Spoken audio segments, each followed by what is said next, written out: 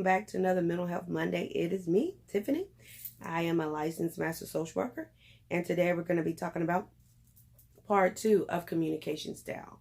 Last week we talked about aggressive communication style, so if you missed that video, make sure you go ahead and head over and check that out after you watch this one. Today we're going to be talking about assertive communication style. Let's get into it. If you see me looking around, it's because I have my little handy dandy notes, and I want to make sure that I stay on time because I only have 10 minutes to do this. So let's start off with a working definition.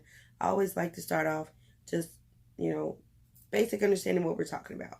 When we think about assertive, according to Webster, which is one of my favorite books, it says disposed to or characterized by bold or confident statements or behavior. A synonym for assertive, because I like synonyms. Aggressive, in your face, militant, pushy, self-assertive. Not my words, but Webster's words. And I found that very interesting, that aggressive and assertive are synonyms. See that though. So when we look at assertive communication, because they mean the same thing, this is the style in which individuals clearly state their opinions and feelings and firmly advocate for rights and needs of others, without violating the rights of others. These individuals value themselves, their time, and their emotional, spiritual, and physical needs, and are strong advocates for themselves while being very respectful of the rights of others. They use I statements. They communicate respect of others, listen well without interrupting, feel in control of self, have good eye contact, speak in a calm and clear tone of voice, have a relaxed body posture, feel connected to others, not allow others to abuse or manipulate them. They stand up for their rights. The impact of this pattern is they feel connected to others, feel in control of their lives, are able to mature because they address issues and problems as they arrive, create a respectful environment for others to grow and mature. That is what, according to the UK Violence Intervention and Prevention Center, states that assertive communication looks like. And when I think about that, I think about white people. Okay? I statements, they're typically, and that's not a bad thing. So hear me out on this. They have good eye contact. They listen without interrupting, Okay, that I think going on. That's kind of where I get a little bit rattled at when it comes to these things. I don't think research. So what I'm going to share with you tonight is from a communications pattern and assumptions of differing cultural groups in the United States.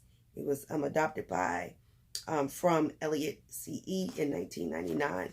He was working on a pre-publication for a master's thesis, okay?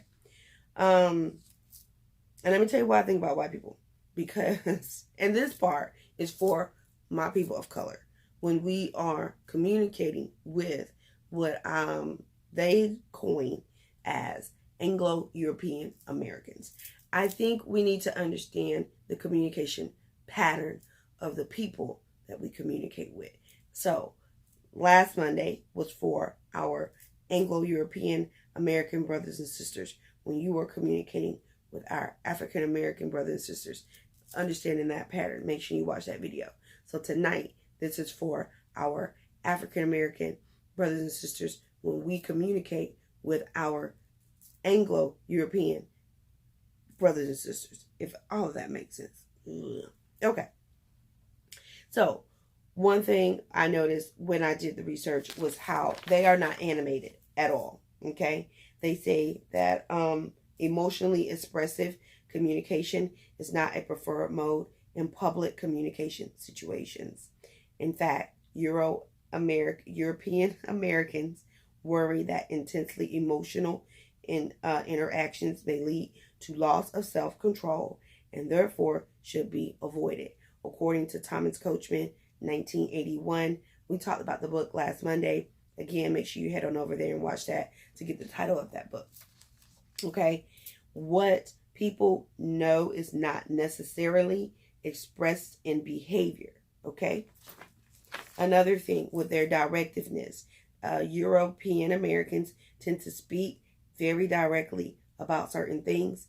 Their general form of communication tends to rely heavily on logic and technical information rather than allusions, metaphor, or other more creative or emotional styles of persuasion. Good communication is believed to be linear.